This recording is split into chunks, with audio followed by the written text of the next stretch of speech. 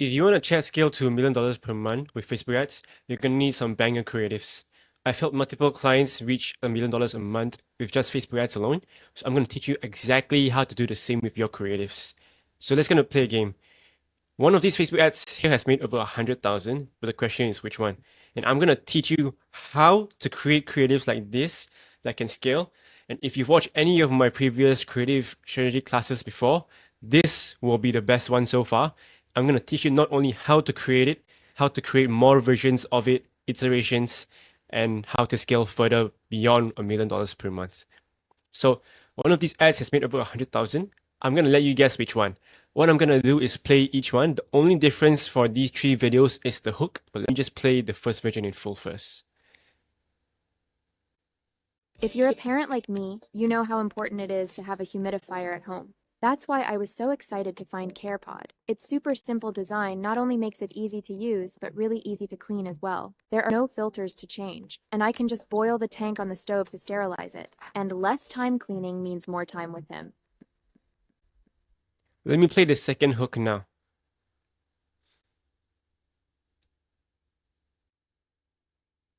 As a busy parent, I don't have time to be constantly cleaning and changing filters in my humidifier. That's why Now for the third hook. I was so sick of cleaning my old humidifier. It was way too time-consuming and really gross. That's why I So for these three videos, only hook is different. As you can see from the previews, the first one starts with if you're a parent like me. The second one starts with as a busy parent. And the third one starts with I was so sick of cleaning my old humidifier. If you were to guess, which one would have done the best? The first version, the second version, or the third version? Pause. Anyways, the best one is as a busy parent. I'm going to tell you why it did the best in a while. But before we even look at just the hook itself, you need to look at the overall video. If you remember what I played a few seconds ago for the overall video, this ad, we consider it a problem aware ad. When we look at an ad, it's important to know which awareness stage it's for. There's a bunch of different awareness stages, being unaware stage where people don't even know what product is or don't even know what their own problem is, to a stage down the funnel like product aware where people already know about your product, they just need a reason to buy. This stage is called problem aware. People know about the problem already, they just don't know about a solution for it, which is why we introduce our product over here. And our desire is to free up time and spend more time with their kids. This product, there's a lot of different desires. The best one we've tested is just for moms specifically. As you can see, it says as a busy parent, for them to free up their time, spend more time with their kids. You guys may have or may not have seen my previous ads, but this winning ad over here is sort of the third iteration of previous existing best ads already. Before I tell you why this one did the best, let me show you what I used to do. Okay. Before that, this was one of our first winning ads, and it was a comparison ad. This was lower down in the funnel in a product aware stage.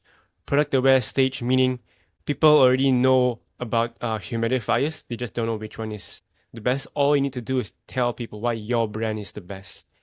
All you need to do, product comparison ad, other humidifier issues, ours, none of that. Okay? Now we know that this angle is doing the best already, just telling people why ours is the best. Great. The thing with product aware stages is it's lower down the funnel, which means you can't really scale as hard for it. I think we did do a few $1 million per month with this ad alone, but scaling further, you need to go upper in the marketing funnel to more unaware stage audiences where there's more people there. Okay, we know this one is the best already. What did we do next? We know the desire is to keep their child healthy and safe. So the next winning ad we had was this influencer video. This one we actually didn't give the creator any creative direction. We just found a creator that was already in our niche. They were a mom. So this one we ventured higher in the marketing funnel into a problem aware market. Why? The desire is to free up time and spend more time with their kids. Same as the current best performer. This one, even the hook starts with parenting must-haves, easy to clean humidifier if you have a kid. Very mom focused, more problem aware. Okay. Now that we had this second best winning ad, the thing is, it was a raw influencer video, meaning this person didn't think of putting this as an ad. She just wanted to film it for her social audience. What we did is we created an iteration of it. We took whatever did the best from here, the problem awareness stage, the desire, why it did well, we broke it down and we recreated it with our own clips.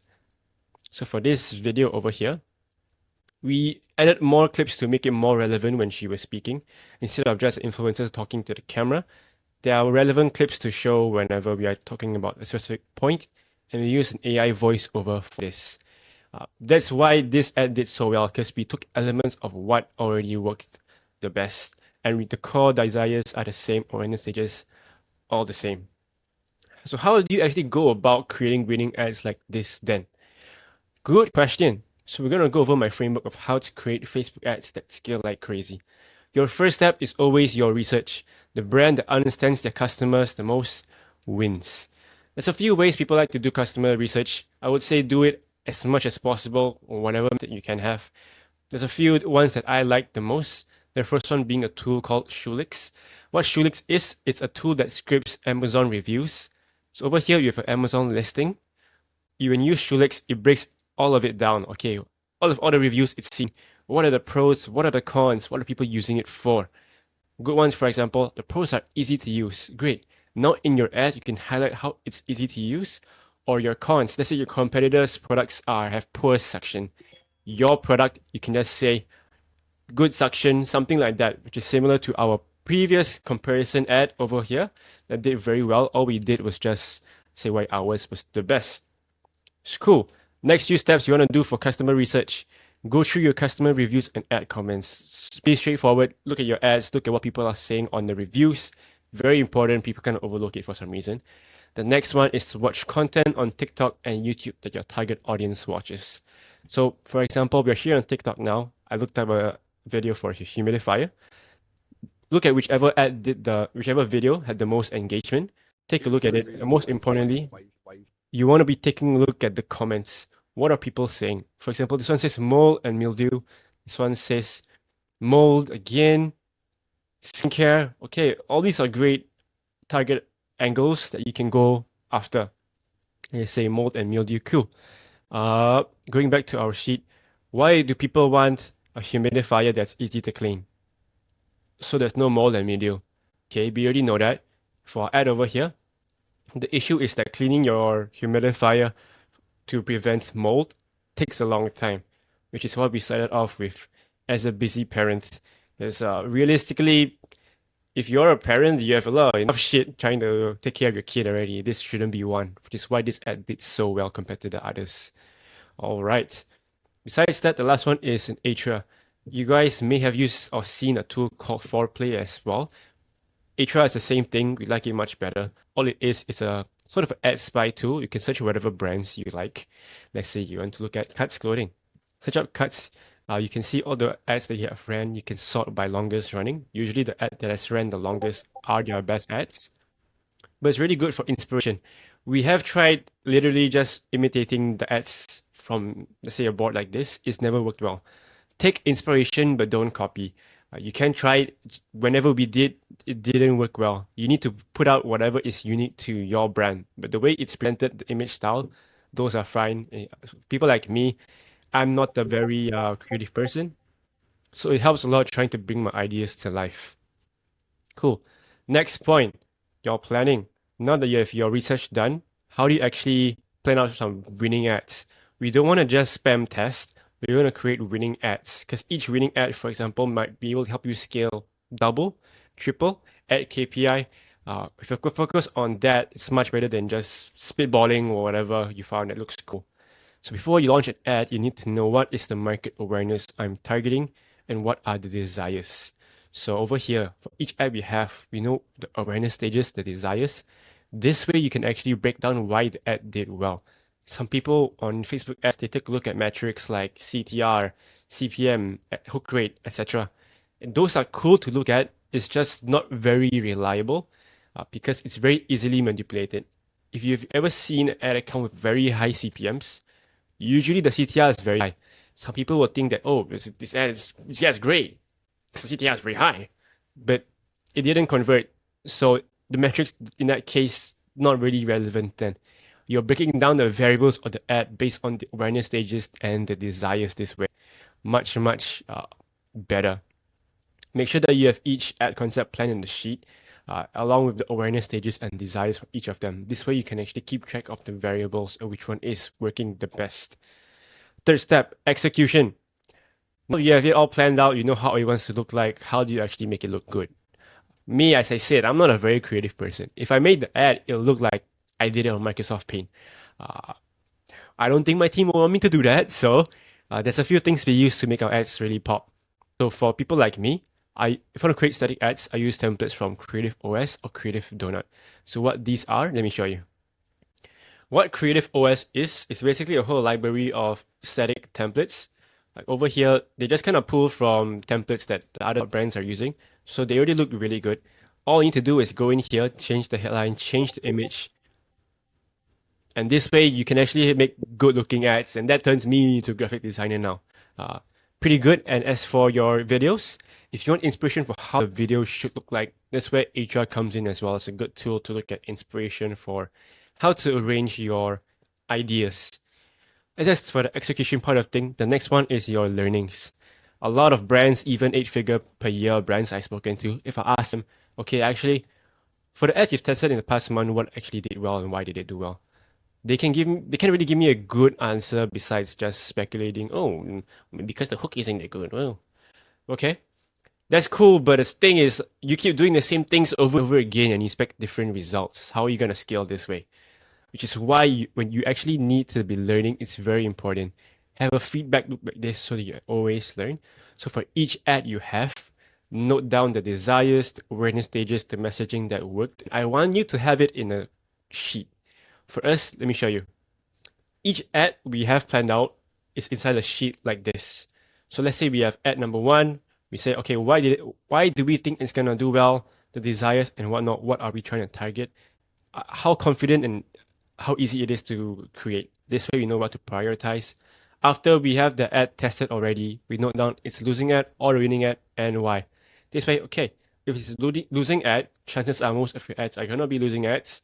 You can learn from it to avoid the same thing. Or if it's a winning ad, great. Now you can figure out what about it did so well so you can repeat it. This way, you actually learn and you're gonna increase your winning ad rate a whole ton.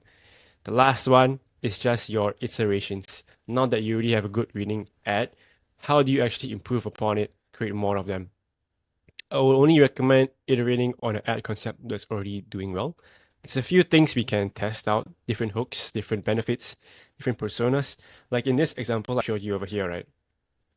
So this winning ad is the third version of winning ads from this initial ad concept over here.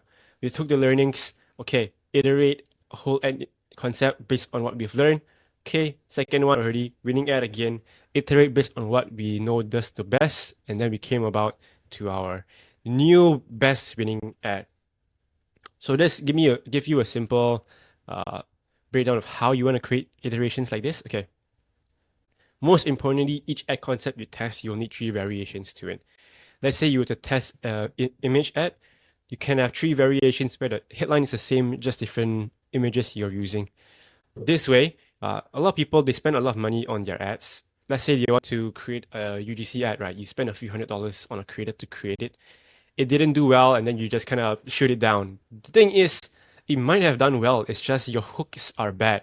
So having it test with 3 different variations gives it the best chance of performing. Okay, so if you test it this way, 3 variations, I like to start with your images or the video hook first. That tends to have the biggest impact. Let's say this test over here. Test 3 images first. We find out, okay, headline 1, image 1 did the best. What's next? Now you can test different headlines. Okay, same image for the next 3 variations, just different headlines. Okay, now I found headline 3 and image 1 is the best. Based on the iterations I've tested, I have a new best performer now. Okay, so a lot of other things you can test as well besides just the headline, the image. You can test the benefits of the video whole. A video whole refers to so the video hook is the first 3 seconds of the video. Video whole is the rest not the rest tree, it's the rest of the video and the benefits in the video or the benefits on the image itself. The last one you can test is a persona. This one is later down the line when you already have a good concept that's working well. So let's say you have a video ad that's working well with a white woman. Okay, you found the best variations around it. Now you can test it instead of a white woman, have a black woman recreate it, an Asian woman recreate it. This way you hit different targets, different pockets of audiences. But this is the breakdown of how you want to create winning ads that can scale to $1 million per month. Hopefully, this gave you guys a lot of value. This is the exact processes we use for all of our clients and how we scale multiple clients to $1 million per month.